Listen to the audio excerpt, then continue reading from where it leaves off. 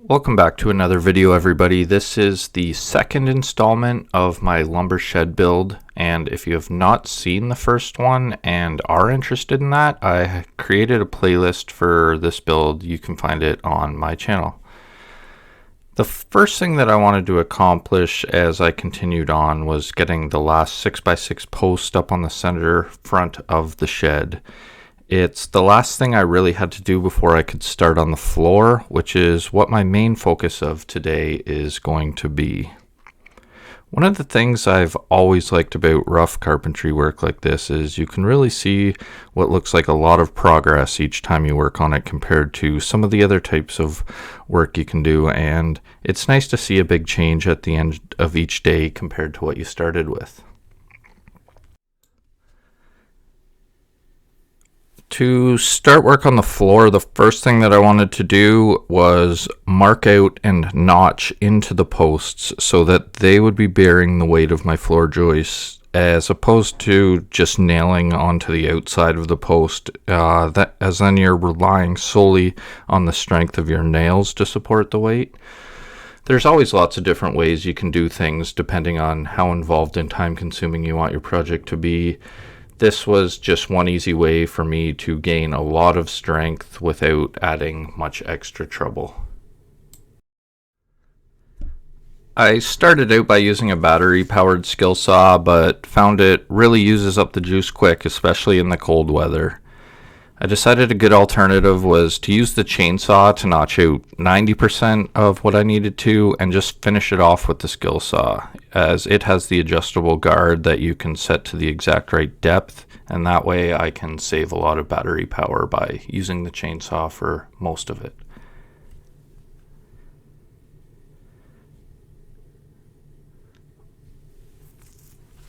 Once I had the bulk of it knocked out with my hammer, the chainsaw also worked really good for smoothing out the notch just by finessing it along the back to take out any ridges and high spots. Because I don't have my post buried in the ground, I cut my floor joist to the exact measurements I want the shed to be and make the post fit into that. This makes it easy, as everything can end up perfectly square pretty easily, or as perfectly square as can be done using a chainsaw and rough cut lumber, of course.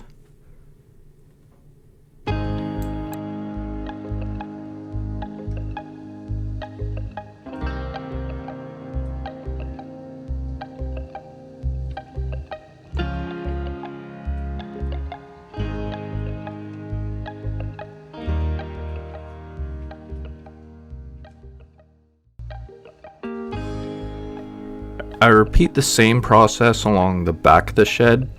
This will ensure that the back and front are now exactly the same length, and it gives me a good starting platform for my floor joists that will run front to back and will keep the lumber up fairly high off the ground. It also allows me to start laying out my first few floor joists at the sides and in the middle to square up the width of the building as well.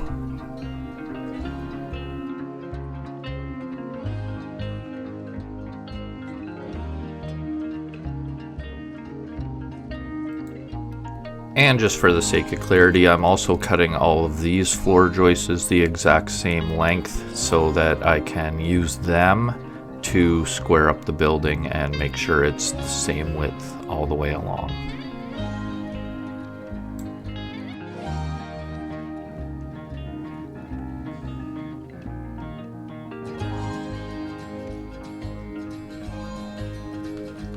Once I have the first few joists secured, I set to add a second support along the length of the building, on the front and on the back of the shed. This should accomplish two valuable things. It will add extra support under the floor joists to help carry the heavy load of the lumber piled on top, and it will also reduce the span that the floor joists have to cover.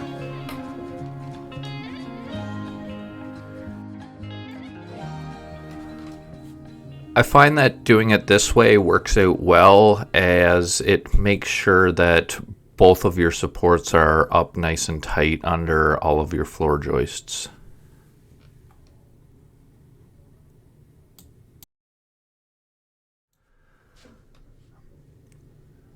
This time around, I just let them hang long because the building has already been secured by the first supports that I put on. So I don't really need to measure anything. I just find boards that are longer than what I need and just trim them off with the chainsaw afterwards. Next up, I secure a rim joist along the back, which will tie all my floor joists together and prevent them from twisting over time. Usually I would also add one on the front of the building for the same reason, but in this case I really wanted to avoid it because having the open space between the joists on the front will be really beneficial to me in the sense that I can come in with a tractor and a set of pallet forks and easily pick up a stack of lumber. The problem is with nothing to secure the joists on the front, they would probably be apt to twist on me. So the plan that I came up with was to purchase some metal L brackets to address that issue, which I'll be adding in a later video.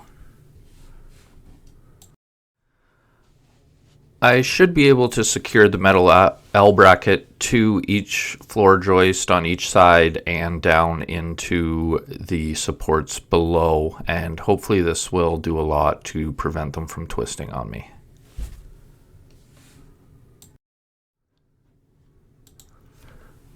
For now, I secure each one just by toenailing it into the support underneath so that it's secured and won't move on me until I have a chance to get the metal L brackets installed.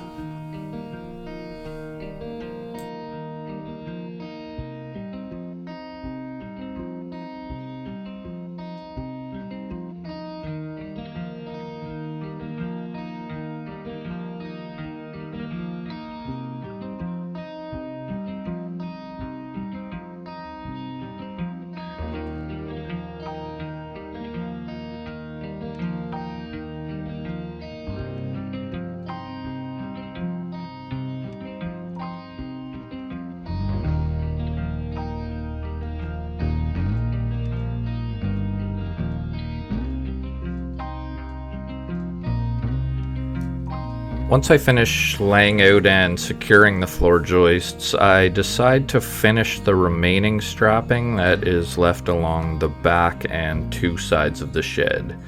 This is an easy job as now that the building is squared up and the strapping I installed previously is already running level, all I have to do is measure off of that and nail it into place.